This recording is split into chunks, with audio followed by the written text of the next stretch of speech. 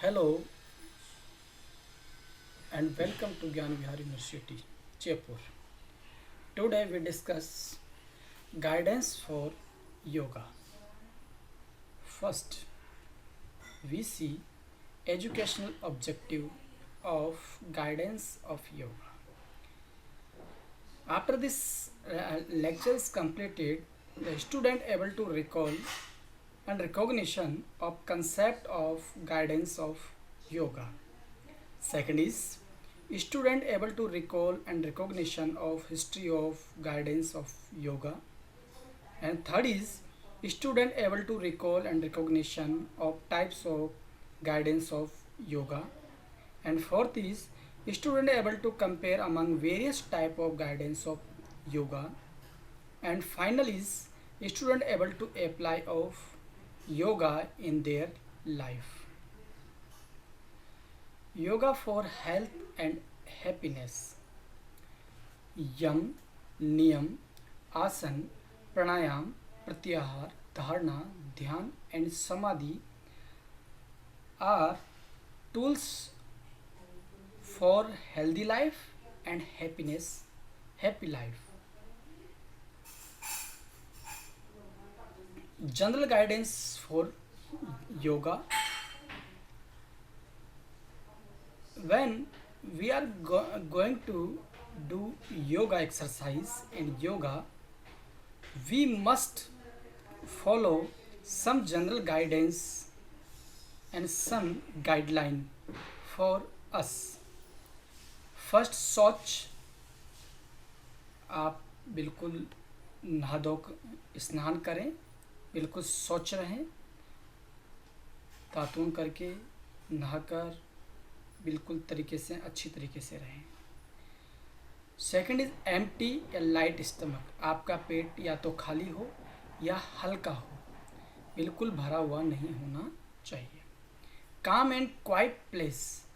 जहाँ पर आप योग कर रहे हैं वह स्थान बिल्कुल शांत और बिल्कुल अकेले में होना चाहिए, शांत वाला होना चाहिए. किसी प्रकार का शोरगुल वहाँ पर नहीं होना चाहिए. Free from all natural calls. किसी भी प्रकार के प्राकृतिक ध्वनियों से, आवाज़ से, ध्वनि प्रदूषण से फ्री होना चाहिए. You must have yoga mat. आपके पास में एक योगा चटाई होनी चाहिए. लूज क्लॉथ और ढीले ढाले कपड़े पहने हुए होने चाहिए. Don't perform in exhaustion, illness, hurry, acute stress. कभी भी हसल बसल में कोई भी कार्य नहीं करना चाहिए. यदि आप बीमार हैं, जल्दी में हैं और किसी प्रकार का एक्यूट स्ट्रेस है या एक्यूट दर्द है तो उसमें भी योगा नहीं करना चाहिए. During the practice should start with a prayer. हमेशा योगा को एक प्रार्थना के साथ में हमें शुरू करना चाहिए. वो प्रकृति की प्रार्थना हो सकती है, भगवान की प्रार्थना हो सकती है, माता पिता की प्रार्थना हो सकती है, सुप्रीम गॉड की प्रार्थना हो सकती है, गॉड हेड की प्रार्थना. हमेशा हमें एक प्रेयर के साथ में योगा प्रैक्टिस को शुरू करना चाहिए. आफ्टर दिस, प्रार्थना के बाद में आसन का उपयोग करना चाहिए. Yoga perform slowly. धीरे धीरे योगा करना चाहिए. In a relaxed manner. बिल्कुल आराम से करना चाहिए. With awareness of the body and breath. और हमें हमारे बॉडी और श्वसन के प्रति हमें जागरूक रहना चाहिए. Breathing through the nostril unless instructed otherwise. जब तक हमें इंस्ट्रक्टर किसी भी प्रकार का इंस्ट्रक्शन नहीं देता है तब तक हमें श्वसन हमेशा हमारी नोस्ट्रिल से, नाक के द्वारा ही लेना चाहिए. Don't hold body tight. शरीर को बहुत ज़्यादा टाइट नहीं करना चाहिए. और jerk the body at any point of time. और प्रत्येक पॉइंट पर हमें बॉडी को जर्क नहीं देना चाहिए, बॉडी को टर्न नहीं करना चाहिए, बॉडी पर किसी प्रकार का मुड़ाव नहीं होना चाहिए. Perform the practice according to your own capacity. और जब हम प्रैक्टिस करें तो हमारी जितनी क्षमता है उसके अनुसार ही हम उसको परफॉर्म करें। Okay. Yoga it takes some time to get good result. Yoga का अच्छा रिजल्ट लाने के लिए हमें कुछ टाइम देना चाहिए। So persistent and regular practice is very essential. इसलिए हमें नियमित और लगातार प्रैक्टिस करना चाहिए ताकि अच्छा रिजल्ट सामने आ सके, उसका अच्छा परिणाम निकले। इसलिए हमें योगा को अनवरत रूप से और नियमित रूप से करना चाहिए। देयर आर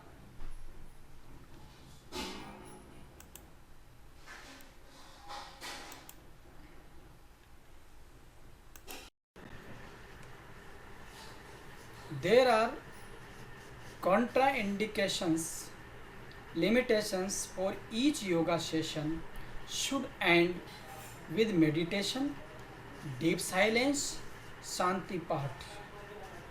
जब भी हम योगा सेशन को कंप्लीट करें, उसको एंड पर लेकर जाएं, तो मेडिटेशन के साथ में या डीप गहन शांति के साथ या शांति पाठ के साथ उसको कंप्लीट करें।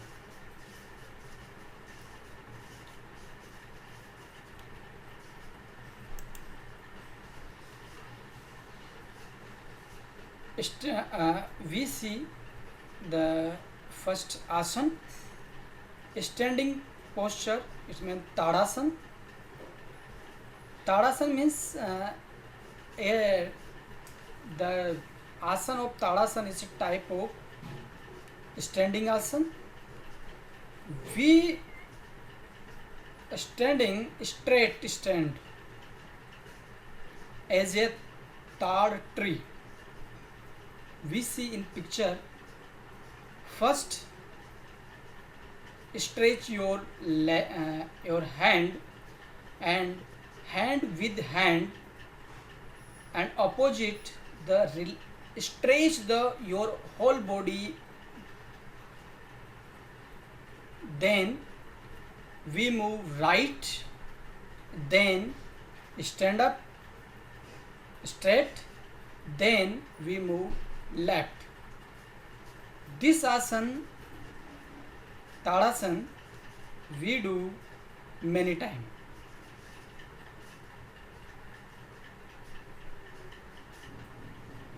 Vrikshasana. Vrikshasana is the refined form of the Tadasan. There are 4 steps of Vrikshasana. First stage, we stand up straight position. Then our left leg up. पहले पोर्शन में, पहली स्टेप में आप बिल्कुल सीधे खड़े हो जाएं। दूसरे में आप अपने दाएं पांव का नीचे का पोर्शन उठाकर अपनी जंघा पर लगाएं। देन आप नमस्कार मुद्रा में आ जाएं। उसके पश्चात चौथी स्टेज में आप हाथों को बिल्कुल ऊपर लेकर जाएं और आपकी जितनी क्षमता है अपने यथा क्षमता के अनुसार आप इस पोर्शन में जितना समय रह सकें उतने समय तक रहने की कोशिश करें। इससे आपको आपके जो पाँव हैं वो मजबूत होंगे और आपका कंसंट्रेशन बढ़ेगा और आपका संतुलन जो क्षमता है उसमें भी वृद्धि होगी। तो वृक्षासन को आप नियमित रूप से करें। पादासन। पादासन में पहली स्टेज में आप बिल्कुल सीधे खड़े होके दोनों हाथों को अपने नितंब से ऊपर रख लें, बिल्कुल कमर के ऊपर लगाइए। उसके बाद में बिल्कुल नीचे झुक जाइए, आगे की तरफ नीचे झुक जाइए। उसके बाद में कोशिश करें कि आप अपने दोनों हाथों से पाँव को छूने का प्रयास करें। उसके बाद में अपने सिर को पाँव के नीचे वाले स्थान पर लगाने की कोशिश करें। इससे क्या होगा, पाद हस्तासन से इससे आपके पाँव मजबूत होंगे, कमर का दर्द खत्म होगा और बॉडी के अंदर फ्लेक्सिबिलिटी बढ़ेगी और ब्लड सर्कुलेशन बिल्कुल सही रहता है।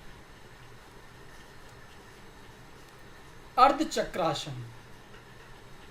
अर्ध चक्रासन में पहले स्टेज में आप बिल्कुल सीधे खड़े हो जाएं और अपने हाथों को नितंब के, दोनों हाथों को नितंबों से लगाइए और हो सके जितना हो सके पीछे की तरफ झुक जाइए। उसके बाद में दोनों हाथों को खुला छोड़कर और ज़्यादा नीचे झुकने का, पीछे झुकने का प्रयास करें। तत्पश्चात दोनों हाथों को नीचे पीछे की तरफ जमीन पर लगाइए और ये आपका अर्ध चक्र से पूर्ण चक्र भी आप कंप्लीट कर सकते हैं। त्रिकोणासन, ये बहुत महत्वपूर्ण आसन है। इस आसन में दोनों पाँवों को चौड़ा कर लीजिए और खड़े हो जाइए। चौड़ा में लेकर लगभग 1 से 1.5 फीट की, 1.5 से 2 फीट की दोनों पाँव के बीच में स्थान होना चाहिए, जगह रहनी चाहिए, गैप रहना चाहिए। उसके बाद में एक हाथ को आप नीचे पाँव पर लगा लीजिए और एक हाथ को बिल्कुल उस हाथ के स्ट्रेट ऊपर ऊंचा कर लीजिए। ये इससे आपकी बॉडी में त्रिकोण बन जाएगा, इसलिए इसे हम त्रिकोणासन भी कहते हैं। इससे आपकी कमर के आसपास जितना भी एक्स्ट्रा फैट हैं वह कम हो जाएगा, ख़त्म हो जाएगा। इसी पोजीशन को आप विपरीत पाँव से भी कर सकते हैं। पहले आप लेफ्ट हाथ को लगाएंगे, राइट हाथ को ऊपर करेंगे, फिर लेफ्ट हाथ को नीचे लगाएंगे, राइट हाथ को ऊपर करेंगे। इस आसन को आप 5 से 7 बार करेंगे। इससे आपके कमर के आसपास का जो फैट है, वसा है, चर्बी है, वह कम हो जाएगी, पाँव मजबूत होंगे और आपकी एकाग्रता और ध्यान शक्ति भी और स्मरण शक्ति भी बढ़ेगी। ब्लड सर्कुलेशन बिल्कुल सही रहेगा। सिटिंग पोस्चर की बात करते हैं अब। सबसे पहले है भद्रासन। इसको आप लोटस एंड बटरफ्लाई आसन भी कर सकते हैं। नीचे बैठकर दोनों पाँव की दोनों एड़ियाँ और नीचे के पोर्शन को मिला लीजिए और एक चटाई के ऊपर बैठते हुए इसको मिलाकर और इसको जैसा आपको चित्र में दिखाया गया है उसके अनुसार दोनों पाँवों को मूव करने का प्रयास करें और दोनों हाथों से दोनों पाँव को पकड़ लीजिए। ये आसन आप कम से कम 10 से 12 बार करें। इससे आपके नितंब मजबूत होंगे, पाँव मजबूत होंगे और आपकी रीढ़ की हड्डी मजबूत होगी। और इसको करते समय आप बिल्कुल सीधा रहें, अपने मेरुदंड को बिल्कुल स्ट्रेट रखें। इस आसन को कभी भी झुककर ना करें। अर्ध उष्ट्रासन, इसके भी 4 स्टेज हैं। सबसे पहले आप पाँवों के बल पर ऊंट की तरह बैठ जाइए। उसके बाद में एक हाथ से आप पीछे जैसे चित्र में दिखाया गया है उस प्रकार से आप इसको एक हाथ से पाँव को पकड़ें, दूसरे हाथ को स्ट्रेट रखें, फिर दूसरे हाथ को बिल्कुल पीछे लेकर जाएं, फिर दूसरे हाथ से भी आपके पाँव के पीछे वाले पोर्शन को पकड़ लें उसके बाद नीचे झुकते जाएं और कोशिश करें कि पाँव के बीच में आप अपने सिर को लेकर जाएं। उसके पश्चात वापस तीसरी स्टेज में आप सिर को ऊपर कर लें और हाथों को पाँव से पकड़े रखें और धीरे धीरे वापस दूसरी स्टेज फिर पहली स्टेज में आ जाएं। ये होगा आपका अर्ध उष्ट्रासन। अर्ध उष्ट्रासन से आपके पेट का जो फैट है वह कम होगा और कमर दर्द में आपको निजात मिलेगा और इससे आपकी पूरी बॉडी टोन में रहेगी।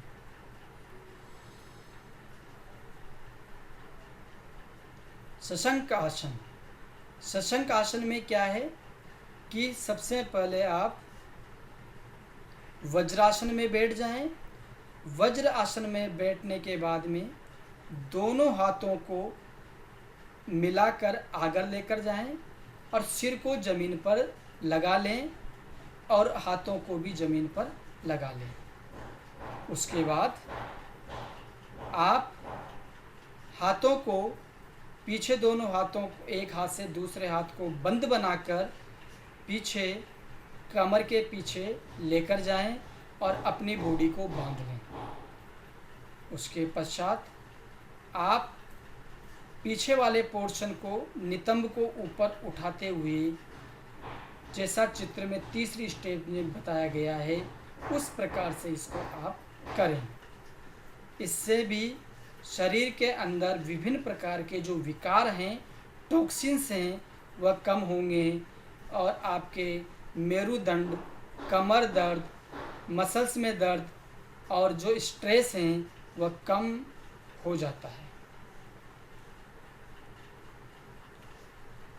वक्रासन।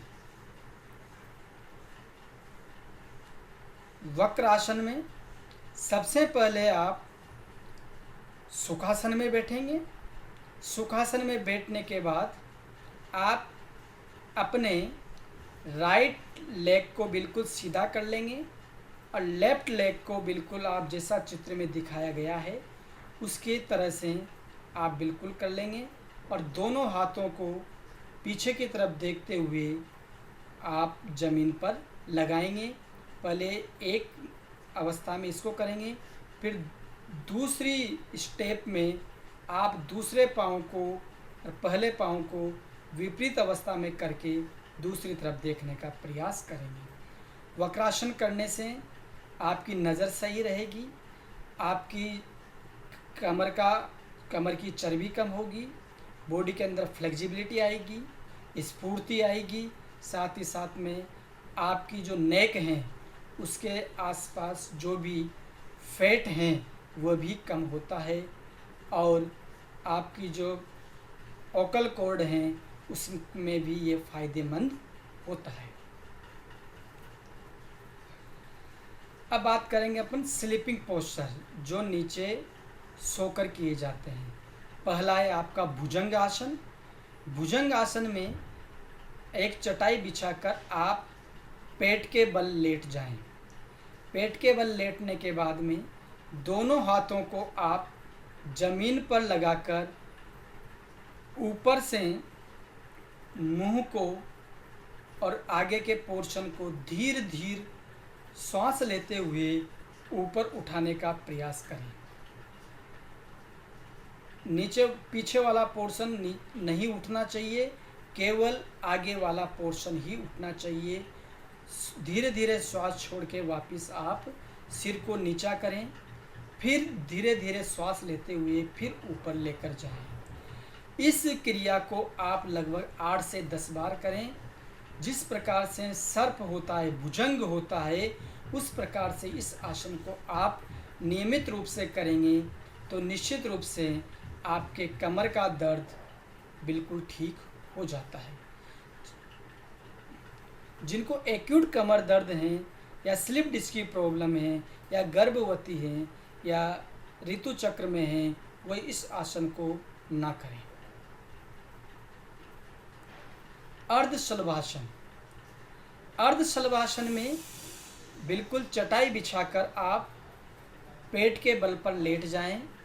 उसके पश्चात में आप एक पाँव को ज़मीन से ऊपर उठाएं।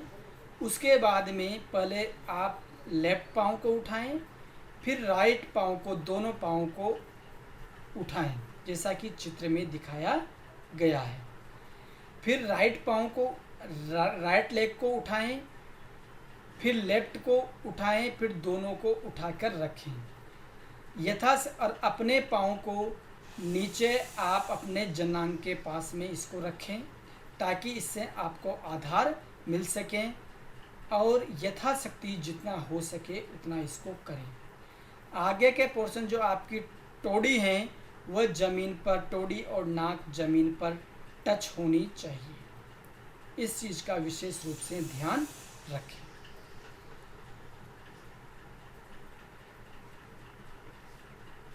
मकरासन। मकरासन में पेट के बल पर आप लेट जाएं।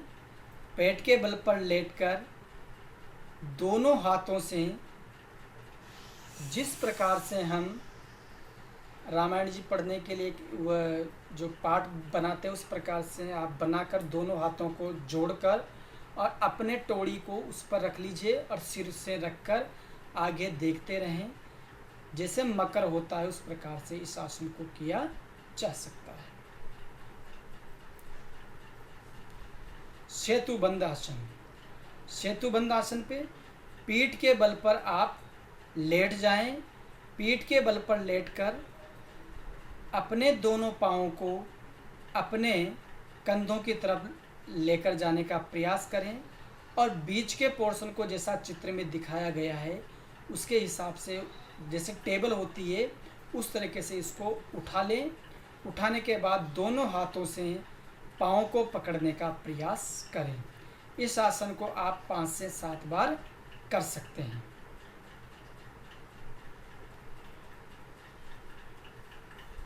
सर्वांग आसन। सर्वांग आसन, इसको शोल्डर स्टैंड पोज भी कहते हैं। इस आसन को करने के लिए आप बिल्कुल भी जल्दबाजी ना करें, धीरे धीरे इस आसन को किया जाना चाहिए। सबसे पहले आप कमर के बल पीठ के बल लेट जाएं। पीठ के बल लेटने के बाद पहले आप दोनों पाँवों को ऊपर लेकर जाएं, फिर धीरे धीरे पहले दोनों पाँवों को लेके जाएं, फिर पेट और कमर को ऊपर लेके जाएं और दोनों हाथों से कमर पर आधार देते हुए, सहारा देते हुए आप पूरे शरीर को बिल्कुल स्ट्रेट कर लें। शोल्डर के बल पर इसको स्ट्रेट कर लें। इस आसन को आप 5 से 7 बार कर सकते हैं और इसको बिल्कुल धीरे धीरे किया जाना चाहिए। पवन मुक्तासन कि पवन को किस प्रकार से मुक्त किया जाना चाहिए। जब आपके कभी भी गैस्ट्रिक प्रॉब्लम हो या पेट में गैस बन जाए तब इस आसन को किया जाना चाहिए। पीठ के बल पर आप चटाई पर लेट जाएं। पीठ के बल पर लेटने के बाद दोनों पाँवों को बिल्कुल स्ट्रेट कर लें। पहले आप अपने राइट पाँव को फोल्ड करते हुए दोनों हाथों से पकड़कर अपने सीने के पास लेकर आएं। उसके बाद में राइट लेग को आप बिल्कुल सीधा कर लें, फिर लेफ्ट लेग को लेकर आएं फोल्ड करते हुए और अपने सीने से लगाकर उसको दोनों हाथों से दबाएं। उसके पश्चात दोनों पाँवों को फोल्ड करते हुए, घुटनों को फोल्ड करते हुए अपने सीने से लगाएं और दोनों हाथों से उसको दबाएं। इस आसन को आप 5 से 7 बार नियमित रूप से करेंगे तो इससे आपके पेट संबंधित या गैस संबंधित जो भी समस्याएं हैं उनसे आपको निजात मिलेगा और कॉन्स्टिपेशन की प्रॉब्लम भी धीरे धीरे ख़त्म हो जाएगी। शवासन। शवासन में पीठ के बल पर आप लेट जाएं, दोनों पाँवों को, दोनों हाथों को बिल्कुल ज़मीन पर रखें। जिस प्रकार से शव या मुर्दा लेटता है उस प्रकार से आप लेटकर पूरी बॉडी को बिल्कुल ढीला छोड़ दें। बॉडी को स्ट्रेच ना करें, आराम से उसको छोड़ते हुए श्वसन क्रिया को धीरे धीरे लेते रहें और छोड़ते रहें। किसी भी प्रकार का विचार यदि आ रहा है तो उसको आने दें और उसको जाने दें। जिस प्रकार से शव जमीन पर पड़ा रहता है, जमीन पर लेटा रहता है, उसमें किसी प्रकार की हलचल नहीं होती है, उसी प्रकार से आप अपने बॉडी में किसी भी प्रकार का स्ट्रेच ना लाएं, स्ट्रेस ना लाएं और किसी प्रकार की हलचल ना करें और शरीर को बिल्कुल ढीला छोड़ दें और बिल्कुल सीधे पड़े रहें। ये आपका शवासन है। इसको करने से आपके जितनी भी नेगेटिव एनर्जी हैं, टॉक्सिन्स हैं, वह सारे रिलीज हो जाते हैं और आप बिल्कुल तरोताज़ा हो जाते हैं। इसको आप 5 से 10 मिनट तक कर सकते हैं। इस आसन को सारे आसन करने के बाद भी किया जा सकता है, ताकि जो आसन करने के बाद जो आपको टायर्डनेस हुई है, थकान हुई है, उससे आपको निजात मिलेगा। अब बात करेंगे हम प्राणायाम की। सबसे पहले बात करते हैं हम कपालभाति। कपालभाति में आप बिल्कुल सुखासन में बैठ जाइए। सुखासन में बैठने के बाद दोनों हाथों को आप अपने ध्यान मुद्रा में ले सकते हैं या ज्ञान मुद्रा में लेने के बाद में आप दोनों नोस्ट्रिल से प्राण वायु को अंदर लेंगे। जब आप प्राण वायु अंदर लेंगे, आपका पेट बाहर आना चाहिए, पेट फूलना चाहिए, और जब आप इसको बाहर निकालेंगे तब आपका पेट बाहर अंदर जाना चाहिए। जिस प्रकार से बलून के अंदर हम गैस भरते हैं तो बलून फूल जाता है और गैस जब बाहर निकालते हैं तो बलून सिकुड़ जाता है, संकुचित हो जाता है। उसी प्रकार से कपालभाति में आप श्वसन के ऊपर नियंत्रण करते हैं और इसमें गैस, जब आप प्राण वायु को जब अंदर लेंगे तब पेट बाहर आएगा और जब बाहर निकालेंगे तो वह आपका पेट अंदर जाएगा। इस कपालभाति को आप 3 प्रकार से कर सकते हैं। तीव्र रूप से कर सकते हैं, मध्यम रूप से कर सकते हैं, तीव्र गति से कर सकते हैं, मध्यम गति से कर सकते हैं और धीमी गति से कर सकते हैं।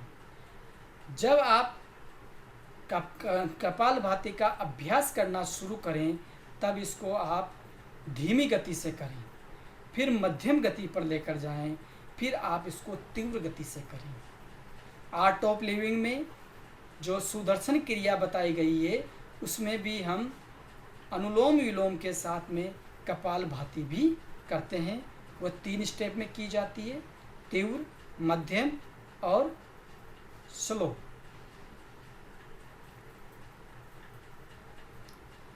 प्राणायाम नाड़ी शोधन। नाड़ी शोधन में आप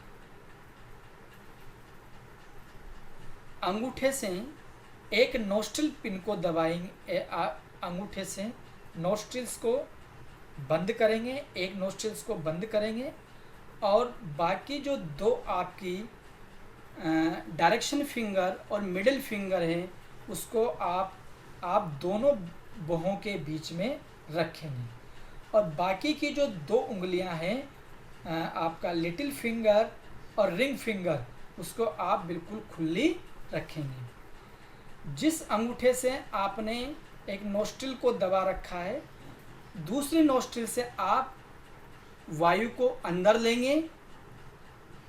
अंदर लेने के बाद में लिटिल फिंगर और रिंग फिंगर से उसको बंद कर लेंगे और अंगूठे को छोड़ते हुए दूसरी नोस्ट्रिल से बाहर निकालेंगे। फिर जिस नोस्ट्रिल को आपने अंगूठे से बंद कर रखा था, उससे अब आप प्राणवायु लेंगे और होल्ड करेंगे। उसके बाद में दूसरी नोस्ट्रिल से आप बाहर वायु को बाहर निकाल देंगे। इस क्रिया को आप 10-10 के 3 चक्र में कंप्लीट करेंगे। इससे आपकी नाड़ी का शोधन हो जाता है। आपके जितने भी टॉक्सिन्स हैं, एंजाइटी हैं, स्ट्रेस हैं, वह धीरे धीरे रिमूव होना शुरू हो जाते हैं। भ्रामरी प्राणायाम। भ्रामरी प्राणायाम आपके ध्यान केंद्रण के लिए, एकाग्रता के लिए, कर्णेंद्रिय के लिए और दर्शेंद्रिय के लिए, कानों के लिए, आँखों के लिए और मस्तिष्क के लिए, तीनों के लिए महत्वपूर्ण है। सबसे पहले आप अपनी, इसको करने के भी 2 तरीके हैं। आप अपने कानों के जो छिद्र हैं उनको आप डायरेक्शन फिंगर, जो आप दोनों हाथों की दोनों डायरेक्शन फिंगर से बंद करके भी ऑक्सीजन शोषण को अंदर लेते हुए भंवर की तरह गुंजन करते हुए और गैस को बाहर, मतलब शोषण को आप बाहर छोड़ सकते हैं। और आँखों को बंद रखें। यदि ऐसा नहीं कर पाते, दूसरा तरीका ये कि आप दोनों अंगूठों से कानों को बंद कर लें और चारों उंगलियों से आँखों को बंद करके नोस्ट्रिल पिंस, आपकी जो नाक है उससे वायु को अंदर लेते हुए, प्राणवायु को अंदर लेते हुए आप इस क्रिया को कर सकते हैं। देखिए कैसे।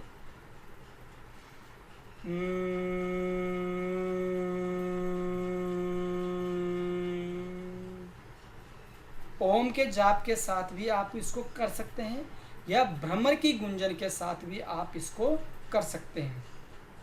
इससे आपके मस्तिष्क के अंदर जितने भी न्यूरॉन्स हैं वह सारे सक्रिय हो जाएंगे और इससे आपकी एकाग्रता, स्मृति, ध्यान शक्ति, जोन ऑफ अटेंशन सबका विकास होता है। इसके पश्चात अब हम इसके पश्चात हम कुछ MCQs देखते हैं। According to yoga the raga is, योग के अनुसार राग क्या है? A option klesh, B option prem, C option asti, and D option all of the above. A option is correct option. Klesh is raag dvesh, जो क्लेश होते हैं वह सब राग के अंतर्गत आते हैं। आध्यात्म प्रसाद इज द रिजल्ट ऑफ, कि जो आध्यात्म प्रसाद है वो किसका रिजल्ट है? विवेक ख्याति, निर्विकार संपत्ति, असंप्रज्ञात समाधि और धर्म मेघा समाधि। B option is correct option, निर्विकार समाधि या निर्विकार संपत्ति। Question number 3 is how many principal Upanishad are there? कितने महत्वपूर्ण उपनिषद हैं, मुख्य उपनिषद कितने हैं? Option A 7, option B 10, option C 14, option D 18। तो option D is correct answer.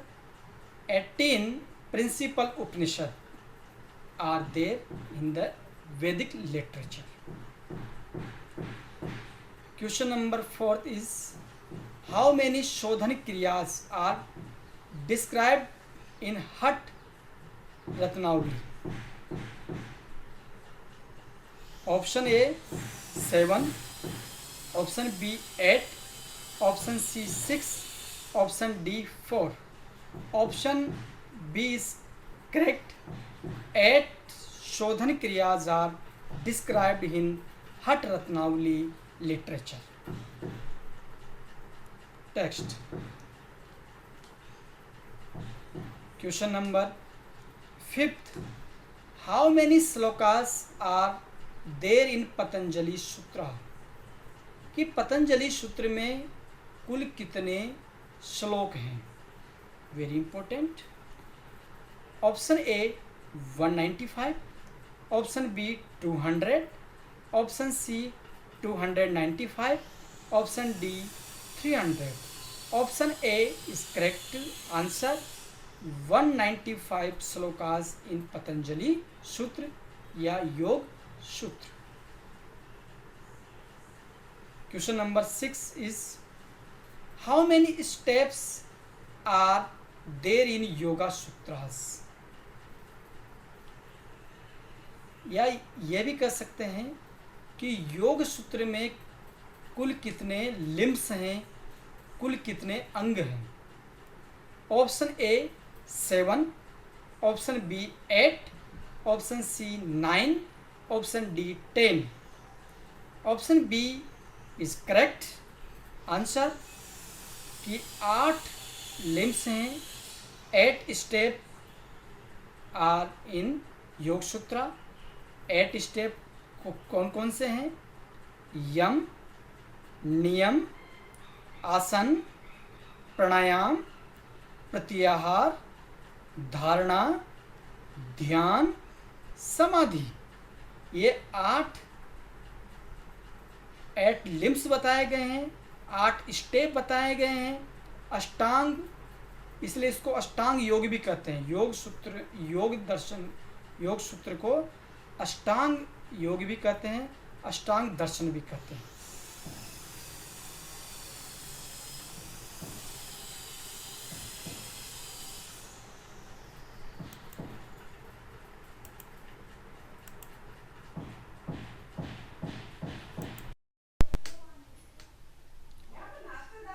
Question number 6. How many steps are there in Yoga Sutra? इसको हमने अष्टांग योग भी कहा है. इसके कितने स्टेप है? 8 स्टेप है.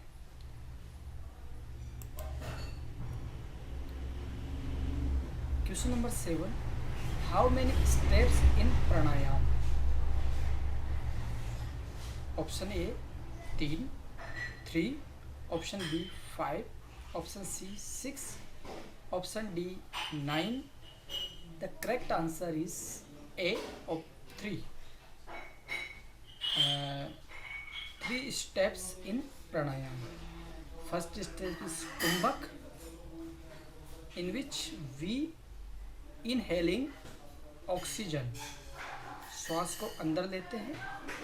एंड कुंभक, जिसको हम होल्ड करते हैं. जब हम श्वसन को अंदर करते हैं, जो होल्ड करते हैं सो बोलते हैं कुंभक. एंड थर्ड स्टेप इज रेचक, जब हम श्वसन को बाहर निकालते हैं. इसका भी एक ड्यूरेशन है. ऑक्सीजन को बाहर जब अंदर लेते हैं, श्वसन को हम अंदर लेते हैं, उसमें 10 सेकंड लगते हैं. कुंभक में 5 सेकंड लगते हैं. एंड द थर्ड स्टेज रेचक में हम 10 सेकंड लेते हैं. टोटल जो इसका ड्यूरेशन है प्राणायाम का वो 25 सेकंड होता है. Question number 8. How many UN members countries celebrated the International Day of Yoga? Option A 183 country, B 124 countries, C 144 countries, and D 192 countries. Option number D 192 countries UN members celebrated the International Day of Yoga. The D option is correct option. Question number 9. How many